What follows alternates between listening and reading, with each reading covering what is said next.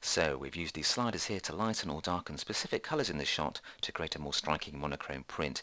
But the soil here could be darker and the wood could be darker, the grass could be lighter. We still need to tweak those tones to make the boat stand out more from its background. And we can't really do that using these sliders. We need to move on to another new tool in CS4, and that is the adjustment brush, which is this chap up here. So click to select that or press K. And when you press K, you get this new adjustment brush tab here, and let's just set exposure back to 0 again, and let's tweak things like brightness and contrast to get a lighter looking grass. So brightness we'll set to 160, just type in 160, it's the easier and quick way to do it. Set contrast to 52 by typing in 52. And what we'll do is we'll tweak the brush size as well. If we set the size of the brush to around about 6, I can just do that with a slider, or type in the value, and set feather to 41, then we're ready to start lightening the grass. And all we need to do is now click and spray over the grass to lighten it up like so. So this is a great way of getting much brighter looking grass than you could using the HSL grayscale tab. So what I'll do is quickly just spray over these lighter areas just to bring out more detail in our flora, and that helps the boat stand out more now because the boat's still darker and this area is lighter, so we're getting the shapes and textures and forms of the shot looking much more effective now thanks to this selective adjustment brush. Now the really cool thing about the selective adjustment brush is, like all the other raw tools, it's non-destructive. If we move over it like so, we can see this mask is showing us the areas that the brush is affecting, and that helps us find bits that we've missed, like these little bits of flora here.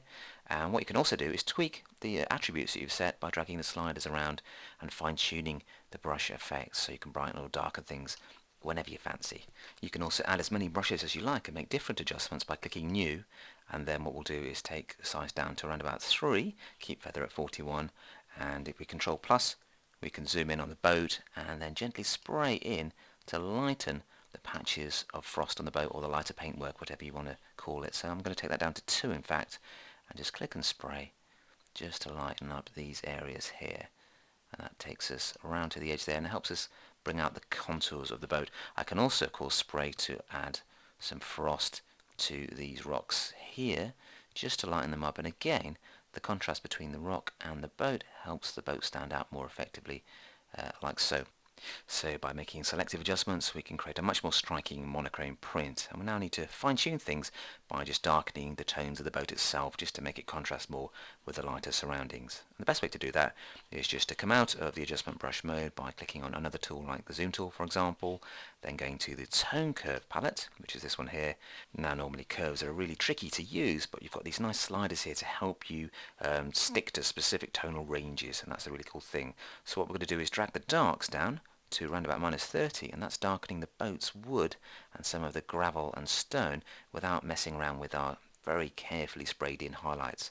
So yeah, around about -30 should do the trick, and then we can boost the highlights as well up a little bit to around about +28 just to increase the contrast a little bit more, and that gives us a much more striking range of tones from the darkest shadows to the brightest highlights.